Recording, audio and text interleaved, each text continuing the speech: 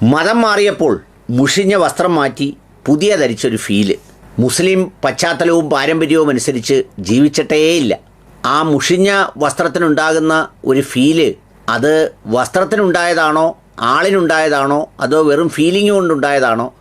ഇങ്ങനെയൊക്കെയുള്ള ഒരു അന്വേഷണം ഇത് ലക്ഷ്മിപ്രിയയുടെ മാത്രം വസ്ത്രമല്ലാത്തത് കൊണ്ടും ഈ ആദ്യം ജനിച്ച സബീന എന്നോ റസീന എന്നോ സുൽഫത്തെന്നോ അങ്ങാണ്ട് പറഞ്ഞ പേരിൽ എവിടെയോ ഇസ്ലാം മതത്തിലാണ് ജനിച്ചത് എന്നൊക്കെ പറഞ്ഞ് അവകാശപ്പെട്ടതുകൊണ്ട് ആ മുഷിഞ്ഞ വസ്ത്രം ധരിക്കുന്ന ഒരുപാട് മനുഷ്യർ ഈ സമൂഹത്തിലുള്ളതുകൊണ്ട് ആ മുഷിപ്പിൻ്റെ കാരണം ഒന്ന് അന്വേഷിക്കേണ്ടി വരും. സ്വയം മുഷിഞ്ഞ് അങ്ങനെ എന്തെങ്കിലും വല്ല ദുർഗന്ധമോ അല്ലെങ്കിൽ നാറ്റമോ ഒക്കെ അനുഭവപ്പെട്ടതാണെങ്കിൽ അതിൽ അവരവർ വൃത്തിയായാൽ മതിയാവും. എന്നാൽ ഇങ്ങനെ ആവുമ്പോൾ ആ മുഷിഞ്ഞ ഫീല് മാറി നല്ലൊരു ഫീല് ഒക്കെ കിട്ടുന്നതിന് കാരണമായി മാറുന്ന ഒരാളായി മാറുമ്പോൾ അതിനെക്കുറിച്ച് പരിശോധിക്കേണ്ടതും അതിന് മറുപടി പറയേണ്ടതും ആവശ്യമായതുകൊണ്ടാണ് ഈ മറുപടി പറയുന്നത്. ലക്ഷ്മിപ്രിയ ജന്മത്തിലെങ്ങാണ്ട് സബീനയോ റസീനയോ സുൽഫത്തോ ഏതാണ്ടായിരുന്നു. അതിനുശേഷമാണ് ഇങ്ങനെ മാറിയതും സനാതനധർമ്മിയായി എന്നൊക്കെ അവകാശപ്പെടുന്ന ചില സംഗതികളൊക്കെ ഞാൻ കേൾക്കാനിടയായി. ഏത് ധർമ്മിയായാലും ഈ മുഷിപ്പ് തോന്നുന്നതിന് പിന്നിൽ രണ്ട് കാരണങ്ങളുണ്ട്. കാരണം ചിലപ്പോൾ ചില വസ്ത്രങ്ങൾ അല്ലെങ്കിൽ ചില സാഹചര്യങ്ങൾ ചിലർക്ക് വല്ലാത്ത മുഷിപ്പ് തോന്നാം. ആ മുഷിപ്പിൻ്റെ കാരണം കണ്ടുപിടിക്കുമ്പോൾ വളരെ വിചിത്രമായി തോന്നാറുണ്ട്. അതിനൊരു ഉദാഹരണമാണ് ഒരു പ്രായമായ അപ്പാപ്പൻ്റെ കഥ. അപ്പാപ്പനെ പൊന്നുപോലൊരു മകൻ ഒരു വീട്ടിൽ നിർത്തി നോക്കുകയായിരുന്നു.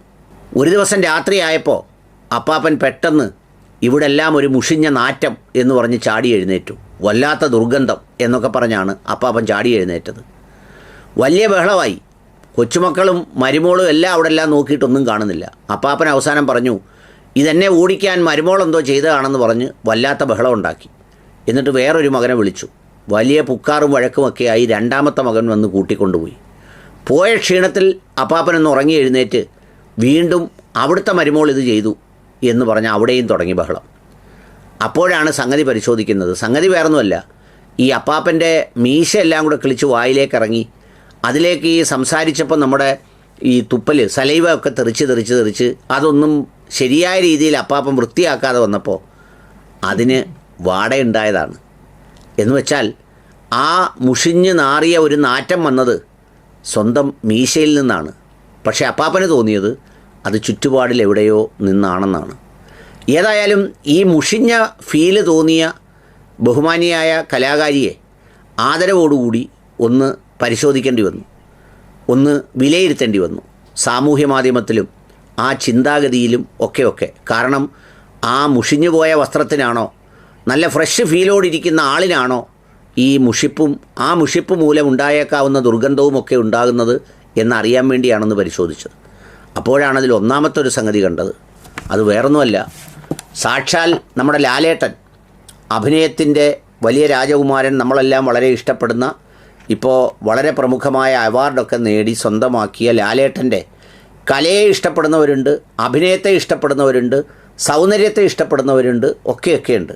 പലരും കൈപിടിക്കാറുണ്ട്, ചുംബിക്കാറുണ്ട്, ഇതൊക്കെ ചെയ്യാറുണ്ട്. പക്ഷേ നല്ല ഫ്രഷ് ഫീലുള്ള ബഹുമാനിയായ നമ്മുടെ കലാകാരി ചെയ്തത് വളരെ കടുത്ത ഒരു സംഗതിയാണ്. ആ സംഗതി വേറൊന്നുമല്ല, മോഹൻലാൽ വെട്ടിക്കളഞ്ഞ നഖം പോലും ഞാൻ എടുത്ത് സൂക്ഷിച്ചു വച്ചിട്ടുണ്ട്.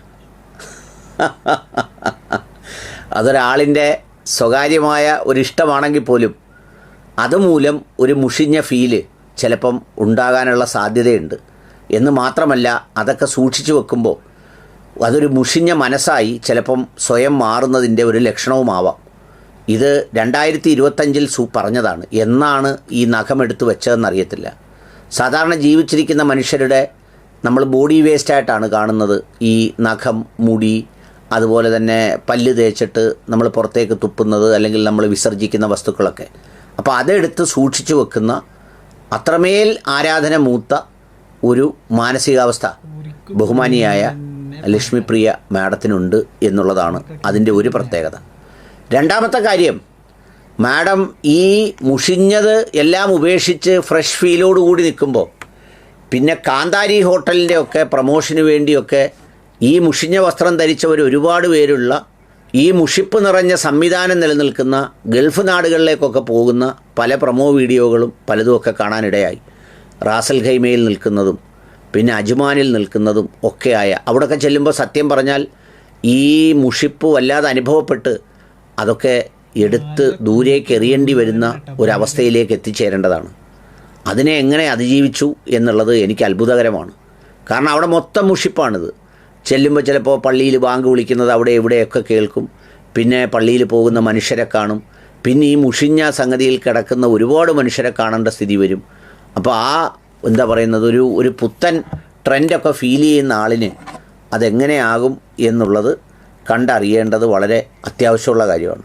പിന്നെ അതും കൂടാതെ ഈ മുഷിപ്പുമായി മറ്റ് പല രാജ്യങ്ങളിലുമൊക്കെ പോയി പല പ്രോഗ്രാമുകളിലുമൊക്കെയായി അഭിനയിക്കുകയും ഒക്കെ ചെയ്യുന്നൊരു സ്ഥിതിവിശേഷം ഒരുപാട് ഉണ്ടായിട്ടുണ്ട്. സംഗതി ഇതിനകത്തൊരു കാര്യം വളരെ പ്രസക്തമാണ്. ഈ മനുഷ്യൻ്റെ താല്പര്യങ്ങളും ഇഷ്ടങ്ങളുമാണ് ഓരോ മനുഷ്യരെയും മുഷിപ്പും മടുപ്പും ഒക്കെ ഉണ്ടാക്കുന്നത്. അങ്ങനെ മുഷിപ്പും മടുപ്പും ഒക്കെ ഉണ്ടാക്കുന്ന ആളുകൾക്ക് അവർക്ക് പ്രത്യേകമായ ഒരു ഫീല് കാണും. ഇപ്പം നമ്മൾ റോഡിൻ്റെ സൈഡിലൊക്കെ ഇരിക്കുന്ന ഭ്രാന്തുള്ള ആളുകൾ ഒരുപാട് അഴുക്ക് പിടിച്ച വസ്ത്രങ്ങളൊക്കെ ഇങ്ങനെ വാരി പിടിച്ച് അവരുടെ കയ്യിലും ഈ പറഞ്ഞതുപോലെ നഖമൊക്കെ വളർന്ന് അല്ലെങ്കിൽ വഴിയിലൊക്കെ കിടക്കുന്ന വേസ്റ്റൊക്കെ പറക്കി കൂട്ടി വെച്ചിട്ട് നന്നായി ഒരുങ്ങിപ്പോകുന്നവരെ കാണുമ്പോൾ അവന്മാരെന്ത് വൃത്തികെട്ടവന്മാരാണ്, എനിക്ക് ഈ മുഷിപ്പൊന്നും പറ്റില്ല എന്നൊക്കെ തോന്നുന്ന മനുഷ്യരും നമ്മുടെ കൂട്ടത്തിൽ ചിലപ്പോൾ പല ഭാവങ്ങളിലുണ്ടാകുമെന്ന് പല കഥകളിലും ചരിത്രങ്ങളിലും ഒക്കെ നമ്മൾ വായിച്ചിട്ടുണ്ട്. ഏതായാലും ലക്ഷ്മിപ്രിയ ചേച്ചി ഈ മുഷിപ്പും മടുപ്പും ഒക്കെ തോന്നിയെങ്കിലും ഇപ്പോഴും ഈ മതങ്ങൾ തിരഞ്ഞെടുക്കുന്നതും വിശ്വാസം തിരഞ്ഞെടുക്കുന്നതും അവരവരുടെ ഇഷ്ടമാണെങ്കിലും അത് വെച്ച് വേറൊരാളിനെ ആക്ഷേപിക്കലും അല്ലെങ്കിൽ അങ്ങനെ ധരിച്ചിരിക്കുന്നവരെ മോശമാക്കലും ഒന്നും വലിയൊരു മിടുക്കല്ല. എന്ന് മാത്രമല്ല, ഇതുപോലെ മുഷിപ്പൻ നാടുകളിലും മുഷിപ്പൻ സമൂഹത്തിലും മുഷിപ്പ് നിറഞ്ഞ ചുറ്റുപാടുകളിലും അവിടെയൊക്കെ പോയി അവിടെയൊക്കെ നമ്മുടെ വരുമാന മാർഗത്തിനൊക്കെയുള്ള സാധ്യതകളൊക്കെ തേടി അങ്ങനെ നിൽക്കുമ്പോൾ അങ്ങനങ്ങ് വല്ലാണ്ടെന്തിനേയും പുച്ഛിച്ച് കളയരുത്. പ്രത്യേകിച്ച് പേരിനെങ്കിലും കലാകാരിയാണ്, സമൂഹമാണ് എന്നൊക്കെ പറയുന്ന ചില ചിന്താഗതികളൊക്കെ ചിലയിടങ്ങളിലൊക്കെ പറയുന്നതായതുകൊണ്ട് അത്തരം കാര്യങ്ങളിൽ അഭിപ്രായ പ്രകടനം നടത്തുമ്പോൾ ഈ ഭൂതകാലവും ഭാവി കാലവും വർത്തമാനകാലവും ഒക്കെയൊക്കെ കൂടി ചിന്തിച്ച് വേണം പറയാൻ എന്നൊരു വിനീതമായ അഭ്യർത്ഥനയുണ്ട്. പിന്നെ ഇതേ ലക്ഷ്മിപ്രിയ തന്നെയാണ് നമ്മുടെ സന്ദീപ് വചസ്പതിയുമായി മുഷിഞ്ഞത്. ഒരമ്പലത്തിലെ പരിപാടിക്ക് പോയി കാശ് കൊടുത്തില്ലെന്നോ മറ്റോ അങ്ങനെ പറഞ്ഞു. അത് കാശ് വേണ്ട, ഞാൻ വന്നോളാം എന്ന് പറഞ്ഞ് ഇങ്ങോട്ട് വന്നതാണെന്ന് സന്ദീപ് വചസ്പതി പറഞ്ഞു. അപ്പോൾ അങ്ങനെയൊക്കെയുള്ള സംഗതികൾ ഈ ലക്ഷ്മിപ്രിയയുമായി ബന്ധപ്പെട്ട് സാമൂഹ്യ മാധ്യമ ഫ്ലോറിലുണ്ട്. അപ്പോൾ അതുകൊണ്ട് ഈ മുഷിഞ്ഞതിൻ്റെ തലം പരിശോധിക്കുമ്പോൾ ഇതെല്ലാം കൂടി ചേർത്ത് വെച്ച് പരിശോധിച്ചെങ്കിലേ ആ മുഷിപ്പിൻ്റെ ഒരു ആഴവും പരപ്പുമൊക്കെ ബോധ്യമാവും. ആ വീഡിയോകൾ കൂടി കമൻറ്റ് ബോക്സിലോ ഡിസ്ക്രിപ്ഷൻ ബോക്സിലോ ഇട്ടേക്കാം, അതുകൂടി കാണാം.